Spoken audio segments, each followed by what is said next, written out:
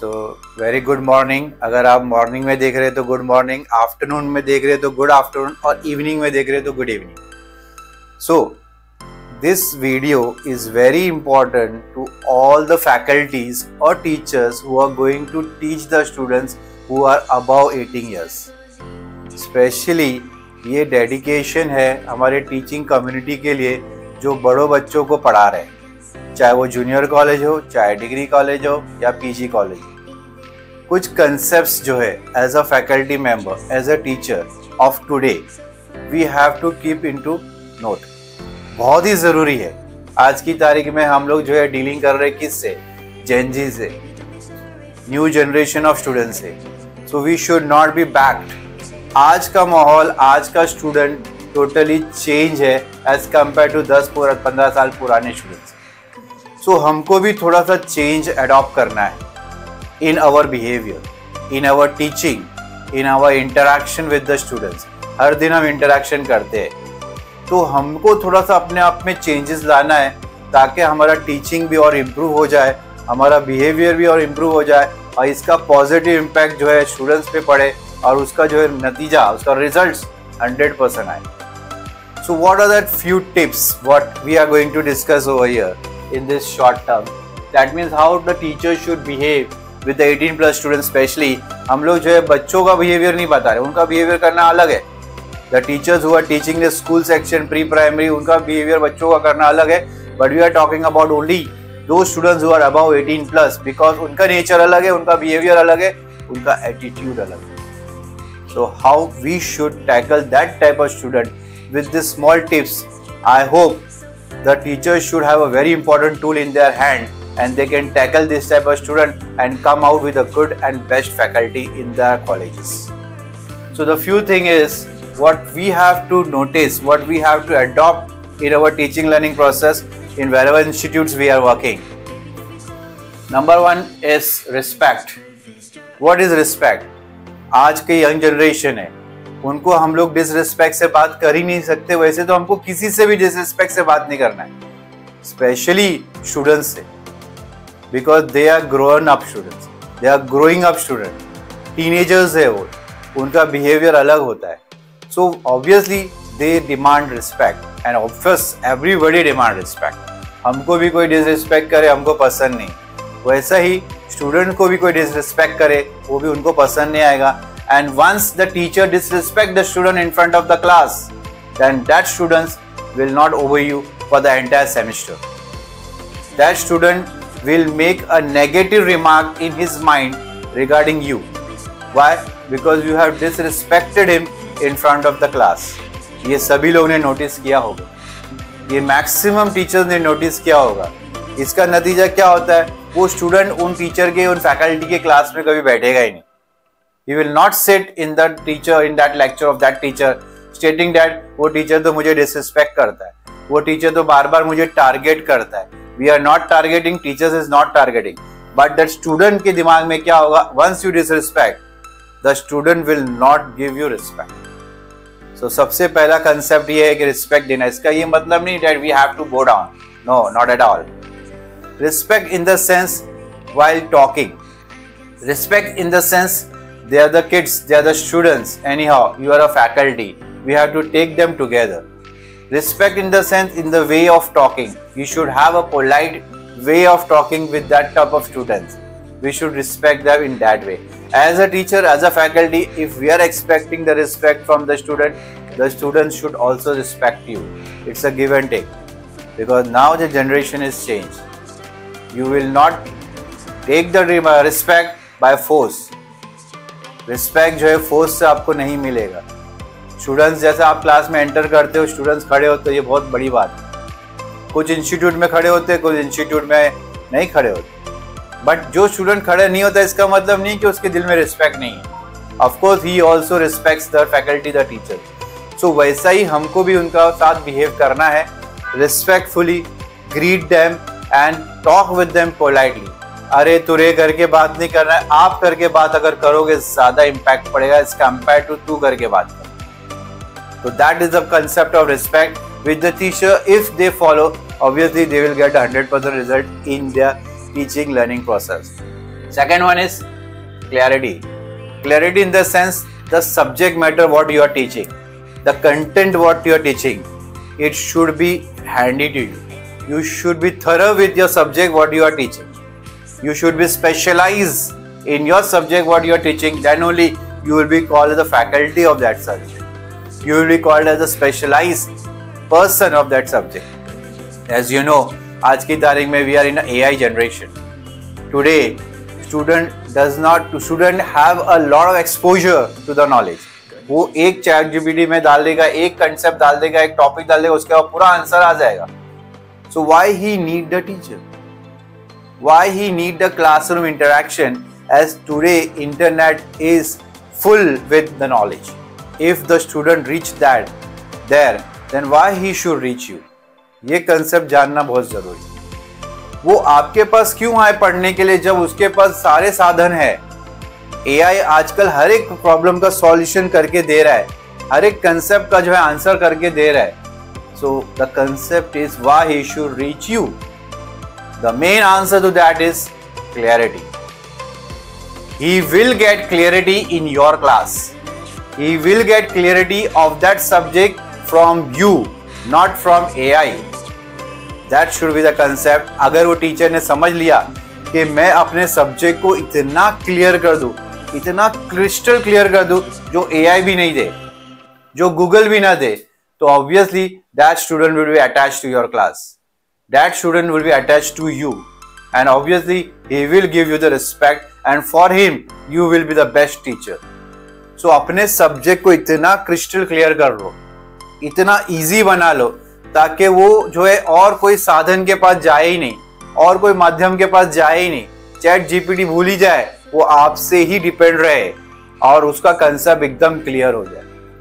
Because internet is available to everybody. So as a teacher, as a faculty, student से जानने से पहले आपने भी जाना है कि आपके कंसेप्ट के ऊपर इंटरनेट क्या बोलता है, आपका कंसेप्ट जो है एआई क्या बोलता है.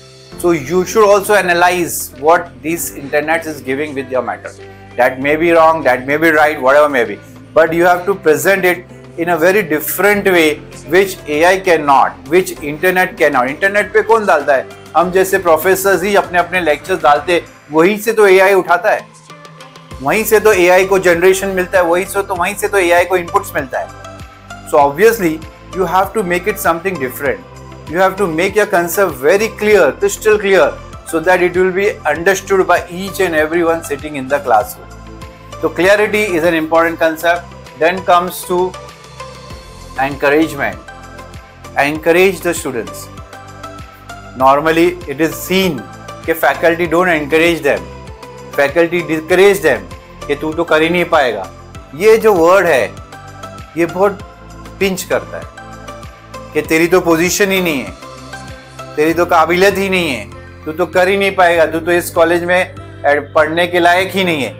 These are the words if we use, obviously that will hamper the student's mental state. Always encourage. As a faculty, our work is to encourage, not to discourage. Discourage करना बहुत आसान है. आजकल बाहर सोसाइटी में बहुत लोग बैठे हैं हमारे स्टूडेंट को डिस्करेज करने के लिए, और हम भी उनमें से रहे.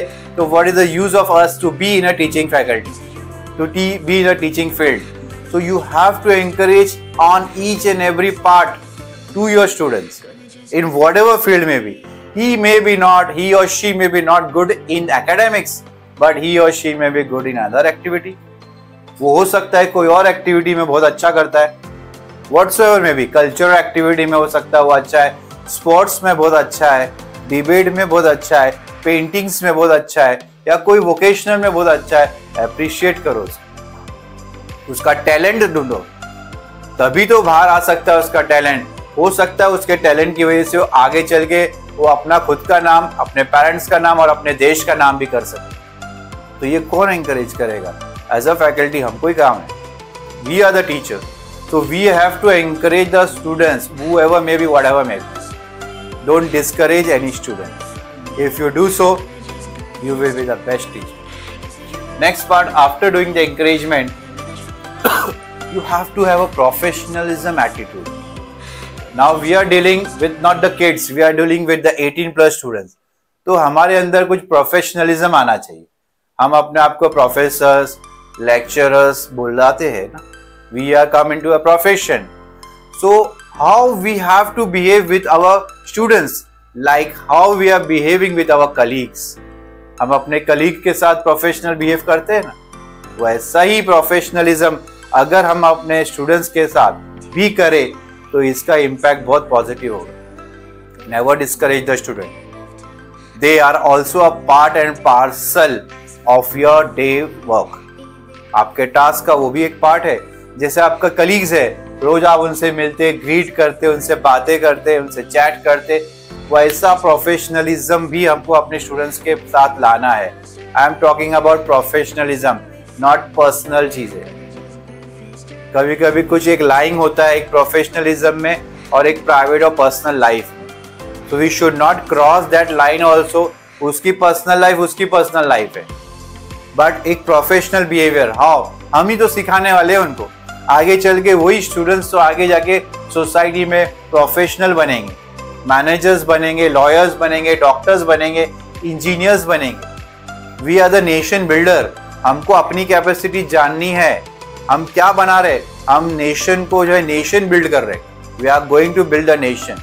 तो यहीं से स्कूल और कॉलेजेस लाइफ से ही उनको प्रोफेशनलिज्म अगर हम सिखा दिए तो आगे जाके सोसाइटी में वो बहुत अच्छा करेंगे। अगर यहीं से स्कूल कॉलेज से ही हमारे टीचर्स ने, फैकल्टी ने उसको डिग्रेड कर दिया, डिस्करेज कर दिया, तो आगे नहीं बढ़ पाएगा। उसका लाइफ स्टॉप हो जाएगा वहीं के वहीं, उसका कैरियर स्टॉप हो जाएगा वहीं के वहीं। ही कैन नॉट ग्रो, वो डिप्रेस हो जाएगा, वो एडिक्टेड हो जाएगा किसी ना किसी चीज से, और अल्टीमेटली उसका लाइफ आगे नहीं बढ़ पाएगा। कारण क्या? कारण कॉलेज की teachers. So we should not be the reason for disgradation of that student. We should not be the reason. हम रीजन होने चाहिए उसके प्रोग्रेस के लिए। कभी भी देखो स्टूडेंट्स आर वेरी सेंसिटिव।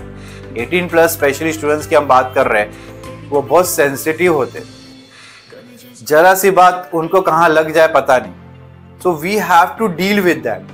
हम लोगों को कभी कभी काउंसलर भी बनना पड़ता है, हमको कभी कभी डॉक्टर भी बनना पड़ता है, हमको कभी कभी लॉयर भी बनना पड़ता है। हम सभी का रोल निभाते हैं as a faculty, as a teacher. Sometimes we have to behave what other professionals are behaving. So that is why teaching is called a noble profession, जिसके अंदर सारे प्रोफेशंस आ जाते हैं and we are creating the other profession. तो सोचो कितना बड़ा प्रोफेशन हमारा है, कितना चैलेंजिंग वर्क है हमारे हाथ में। So we have to accept that challenge. Now this is the few things if we adopt in our daily routine, daily lectures, then ultimately your impact will be 100% on the kids, and that will result in 100% result to those students, and they will clear out with a good marks, and that is what we needed. These are the few tips which if all the faculty members adopt, so we can be a best teacher in our institute, and obviously that will give good returns to the student.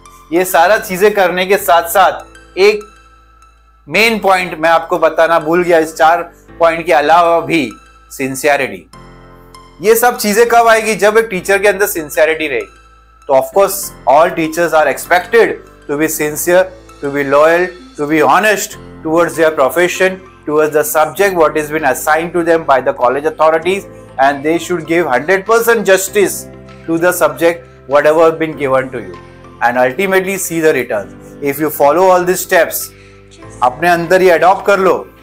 Give respect to the student, have clarity in your subject, be encouraging teacher, not discouraging teacher, and of course behave professionally with the student, then see the result of your student. 100% all your students will clear with the flying colours, and that's what we wanted as a faculty member, as a teacher. So hopefully ये short speech से मेरे से ये फायदा हो सकता है अगर आपको, तो obviously you will be a best teacher. That is why we are in the noble profession.